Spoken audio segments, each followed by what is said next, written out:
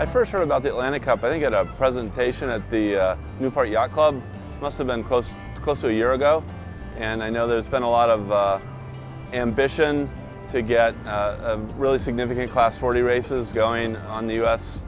coast, given the enormous action we see in Europe. So, I attended that meeting, and the concept was very intriguing, and it's great to see it finally come to fruition with this first start of a really interesting race for boats that are extremely competitive with each other based on their design criteria.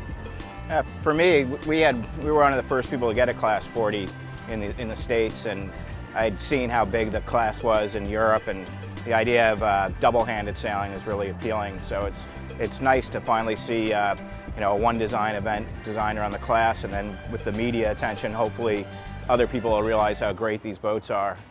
Yeah, I mean, the participation of Sailors to the Sea is, it's kind of critical, I think, as we move forward.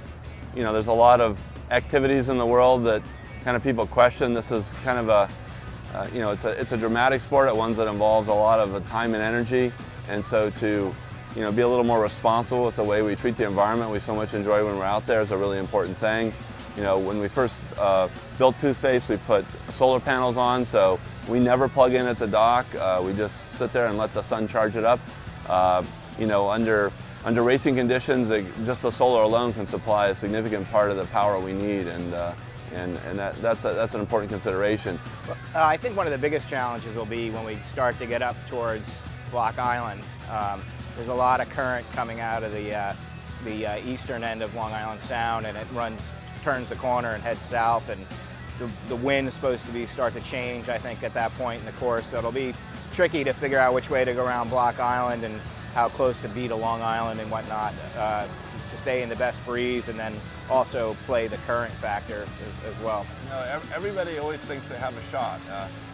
It's kind of like downhill skiing, as I was saying to you earlier. I mean, in order to win a downhill event, first you have to start and you have to finish. So in this kind of racing, there's typical breakages or things that cause people to drop out, and then there's the lady luck of the wind. We sit there looking at things, trying to figure out which way to go, and there's risk factor in that, and a lot of it has to do with Mother Nature. But in terms of just determination, we certainly, as a team, have done a lot of challenging things, so we're certainly up for it mentally.